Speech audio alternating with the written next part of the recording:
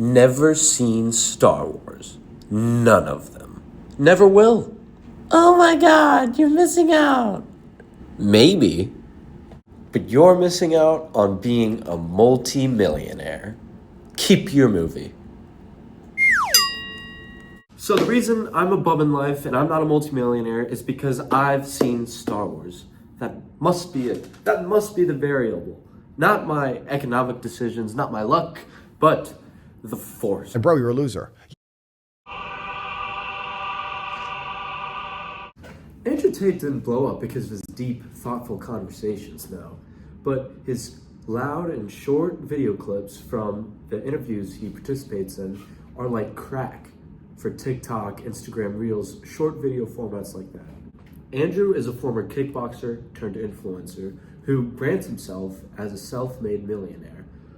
His content revolves around money, dating, discipline, and he pushes for a very specific definition of masculinity. He presents himself as a person who just knows how the world works, who understands all the in and outs. Despite being banned from multiple platforms for controversial statements, his content continues to circulate through reposts and fan edits. Ultimately, Andrew Tate's goal is to spread his mindset and a ready-made identity to young men. All right, I know what you're thinking. You're saying, Jake, you're a young man. Yes, I am. But I'm not the kind of guy that Andrew Tate is looking for. I'm not looking for someone to tell me what it means to be a man. No. I'm not out here equating my self-worth to my net worth. No, I'm not interested in turning my dominance into a personality trait, what I strive for my life to be. No, I watched Star Wars. I watched Wuthering Heights last weekend. I'm a huge Notebook guy. La La Land's my favorite movie. I may fall into the demographic that he's targeting, but the emotional message that he's pushing, it's not for me. Going into this, I always assumed Andrew Tate was just, an egotistical, motivational speaker. And I'll give him that. He's both of those. Instead of feeling inspired and motivated when I hear Andrew talk, all I can see is the absolute absurdity in what he is saying. And I think that absurdity and acknowledging that allows me to more clearly see his rhetorical strategies. Yes, his credibility, his entire persona runs on this. Watch this. Color? Yeah, I had mixed reviews on the color. Some people said they like it, some people said they don't like it, and I said, well, what color's your bagay? Blue. Andrew showing off his wealth is nothing new. Every other clip you see of him is him talking about how rich and successful he is. To dollars, the first time I ever became a millionaire was... I don't talk to losers.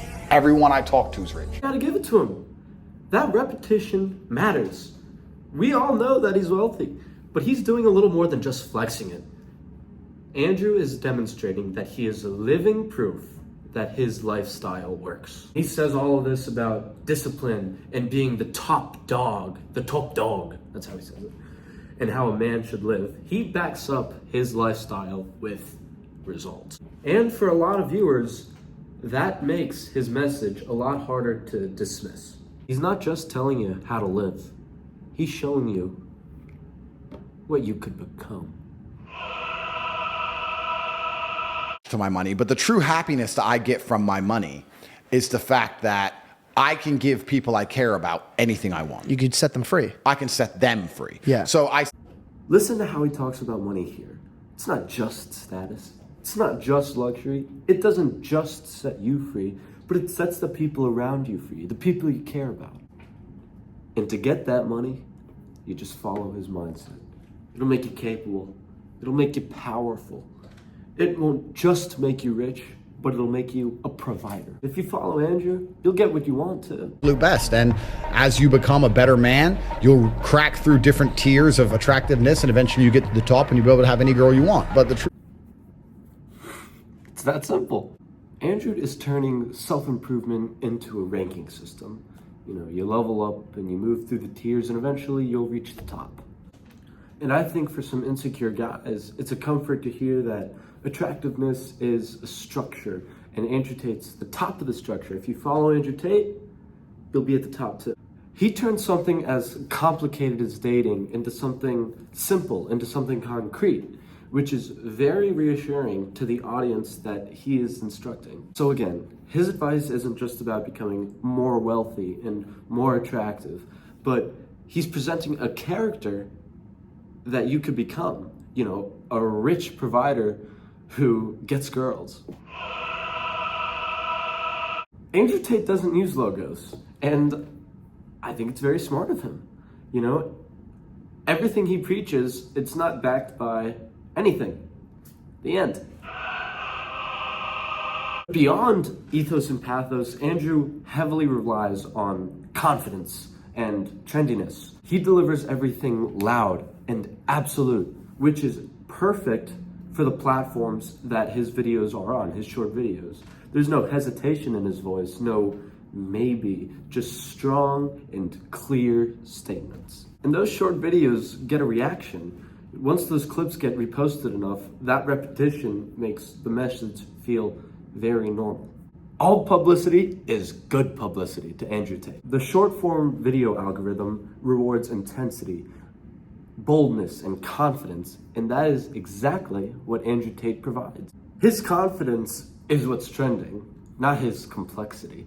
There is none.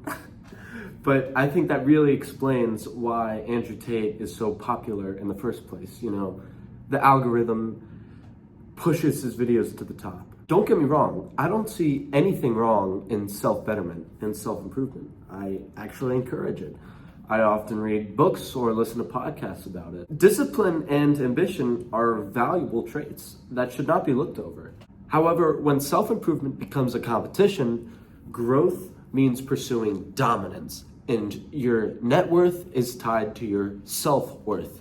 It's not becoming better as a person, but it means becoming better than everyone else. It means becoming the top dog. When I look at Andrew Tate's content, I don't just see a loud influencer with flashy cars and a lot of money, but I see a carefully constructed rhetorical machine. His ethos is built on his wealth and status. He says, "I've made it, listen to me." His pathos takes advantage of younger men's insecurities. If you follow me, you will become powerful. You'll become respected and desired as a man. His delivery style, which is short, absolute, and confident, is perfectly engineered for the algorithm, which rewards intensity and confidence over critical thinking. And when you put all of that together, Andrew's message feels a lot bigger than it actually is. His personal success becomes universal truth. And again, that's why his content spreads so easily. He gives messages that are black and white. It's simple. It's certain. There's clear paths to go down, clear solutions. But if you take a second to step back and separate his confidence from logic, his videos start to seem a lot less revolutionary and a lot more silly. Because when the formula gets simplified enough, you start to get takes like, if you've seen Star Wars, you're done. You're not becoming anything in life. The force is strong with me, and I think I'm gonna take my chances.